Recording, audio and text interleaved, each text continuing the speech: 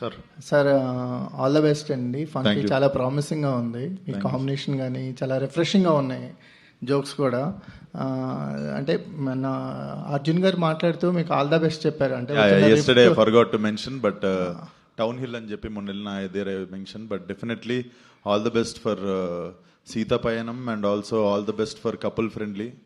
So all the films look like very fresh for audiences. So definitely ఆయన మాట్లాడింది కూడా నాకు చాలా చాలా మంచిగా అనిపించింది. So life is, I think this is life. మనకి ఈరోజు కోపం ఉంటుంది కానీ look at the round of circle of life. మళ్ళీ ఈరోజు it's very different between like same టైంలో ఫిల్మ్స్ రిలీజ్ అవుతున్నాయి. I want his film to run and he also said like very great things on interview. So definitely rooting for couple friendly and also Seetha Payanam. All the best to Shobhan also. Good ఒక good closure లాగా అనిపించింది. Even I felt same sir. సరే, circle of life. అంటే ఇప్పుడు ఈ movie విషయానికి వచ్చేసరికల్లా కొంచెం రిఫ్రెషింగ్ అనిపిస్తుంది. అంటే ప్రీవియస్ మూవీస్తో కంపేర్ చేస్తే ప్రీవియస్ మూవీస్ నుంచి బయటపడి కొంచెం లైటర్ వే అయినట్టున్నారు. అవును, అది తెలియకుండానే కొంచెం రిలాక్స్డ్ ఉన్నా. మేబీ అది the energy film is carrying, film has that energy అనిపిస్తుంది.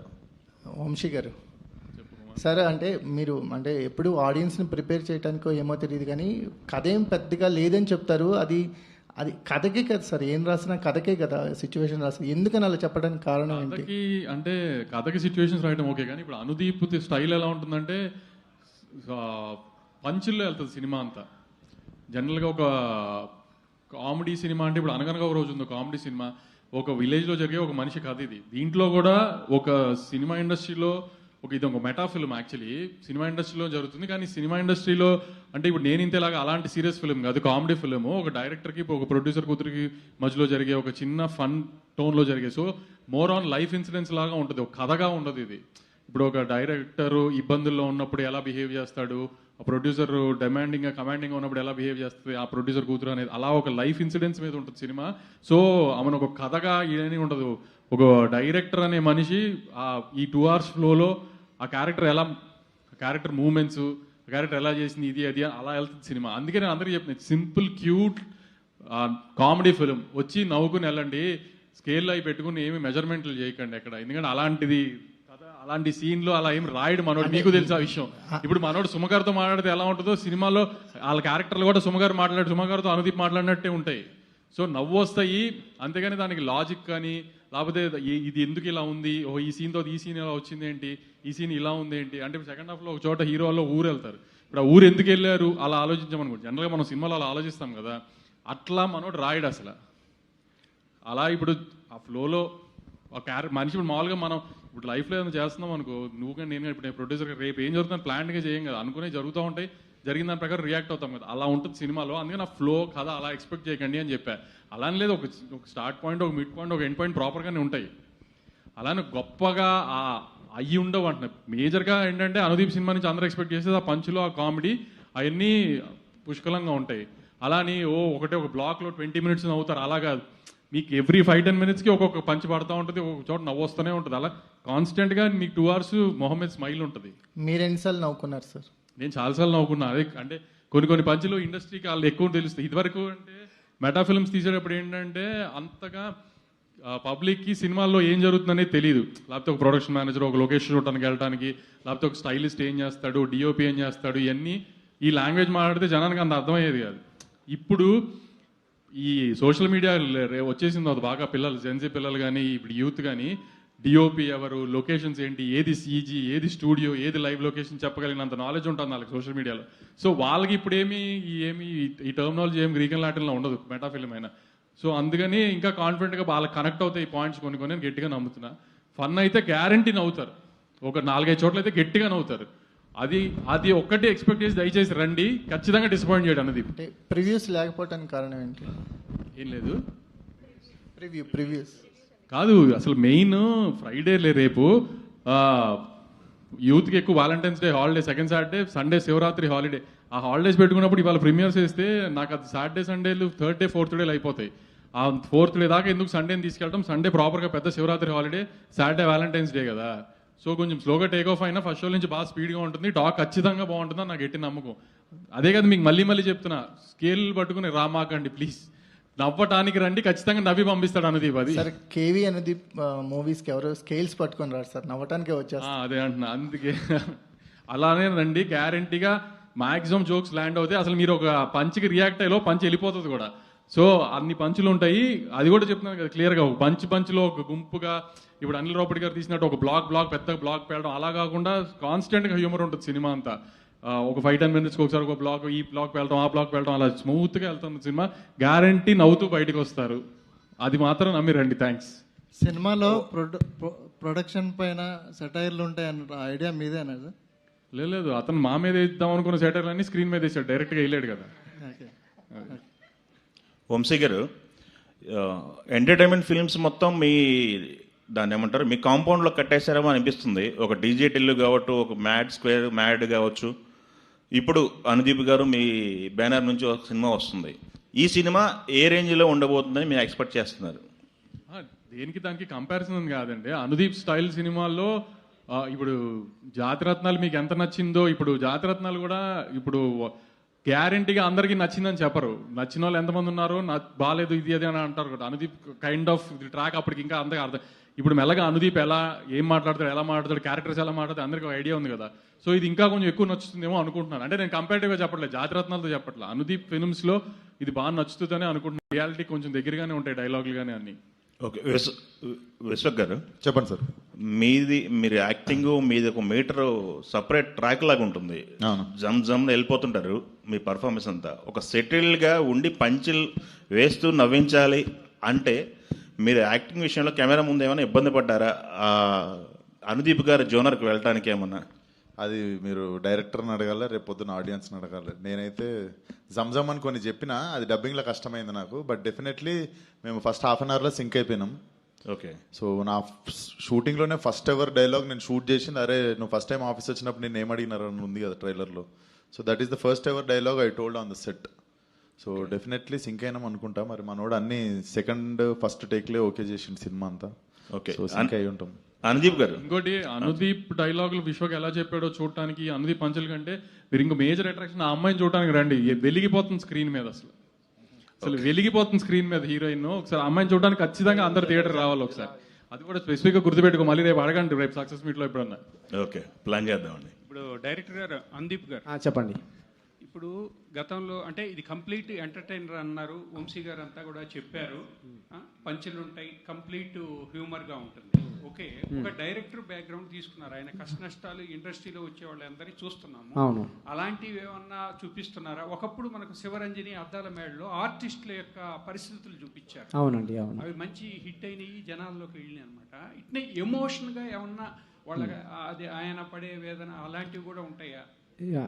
అది అట్లాంటిది ఏమి ఉండదండి. ఇది అవుట్ అండ్ అవుట్ ఒక మంచి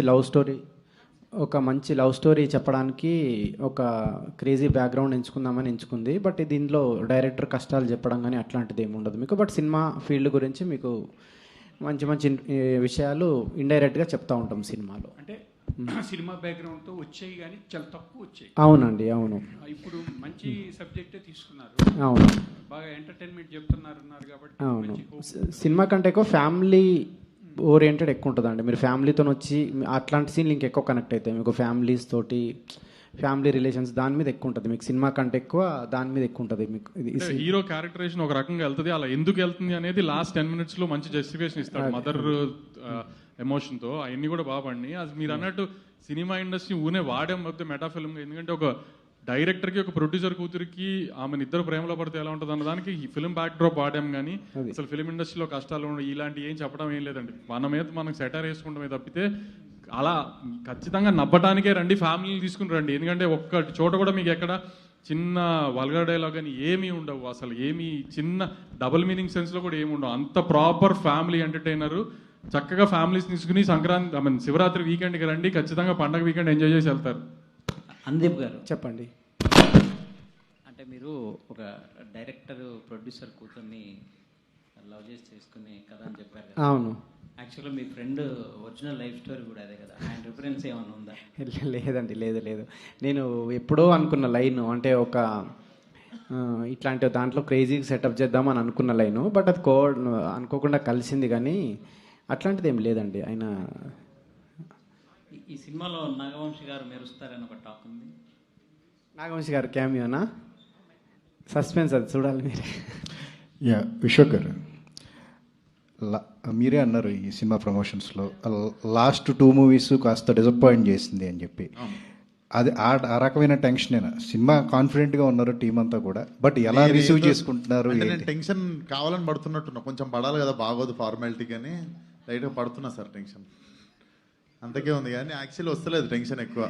మెయిన్ ఆయనను చూస్తుంటే పోతుంది, ఇట్లా ఏందో అసలు రేపు రిలీజ్ అయినట్టే ఇట్లా ఉంటుండు.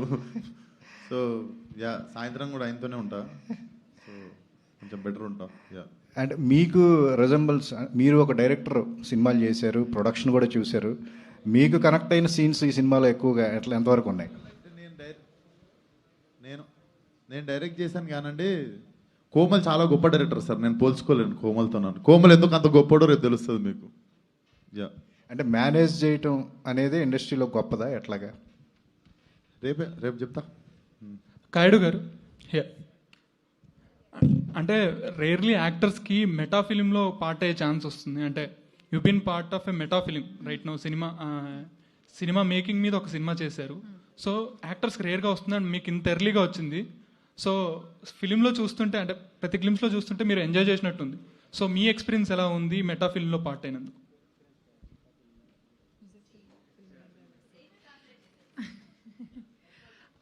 I think it's a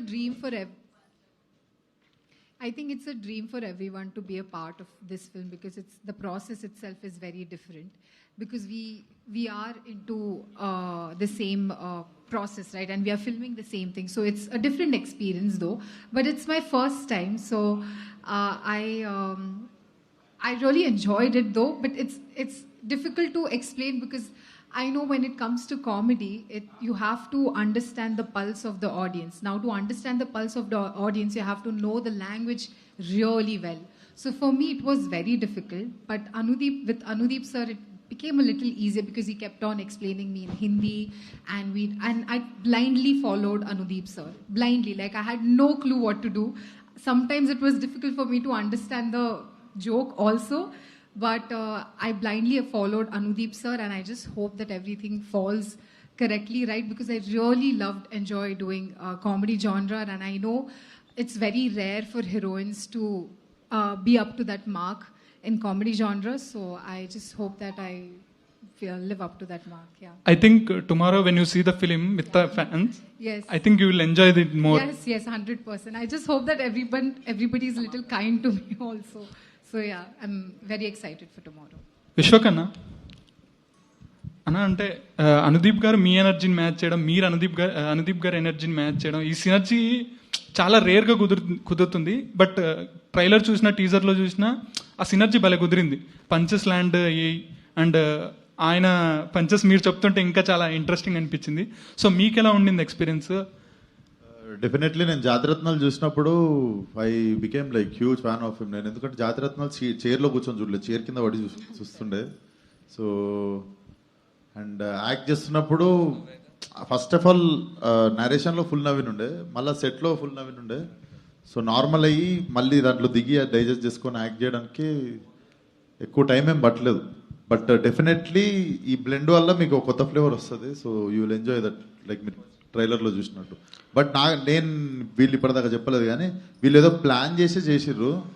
కొంచెం యావరేజ్ లెవెల్ జోకులు ట్రైలర్లో పెట్టి మంచి అన్ని సినిమాలో దాచిపెట్టిర్రు. సో ఐ థింక్ అది కొంచెం ప్లాన్ చేసింది అనుకుంటా వీళ్ళు. యా, విశ్వక్ గారు చెప్పు రాజా.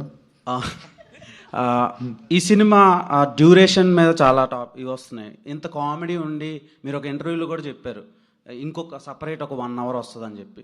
ఆడియన్స్కి ఈ మధ్యన రకరకాల జానర్లో సినిమాలు చూసి పిచ్చోళ్ళు అయిపోయారు. ఫ్రెష్గా కామెడీని ఎంజాయ్ చేద్దాం అనుకున్నాను. 3 hours కూర్చోబెట్టిన చూస్తున్నారు సినిమాని.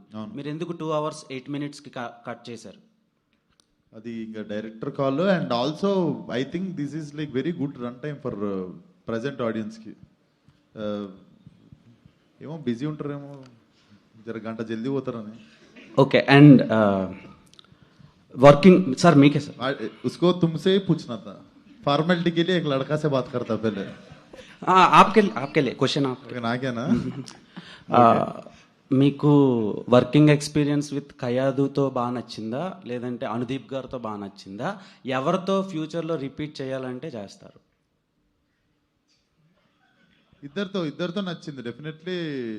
మా ముగ్గురు కాంబినేషన్ మళ్ళీ కోరుకుంటారు జనాలు. సో మేబీ ఫ్యూచర్లో 1 more ఫిల్మ్ విత్ కయాడు సపరేట్గా, 1 more ఫిల్మ్ విత్ అనుదీప్ సపరేట్గా చేస్తే, ఎందుకంటే మళ్ళీ 3 ప్రాజెక్టులు అవుతాయి కదా అట్లా చేస్తే. ముగ్గురం కలిసి చేస్తే ఒకటే ప్రాజెక్ట్ అవుతుంది. సో అట్లా.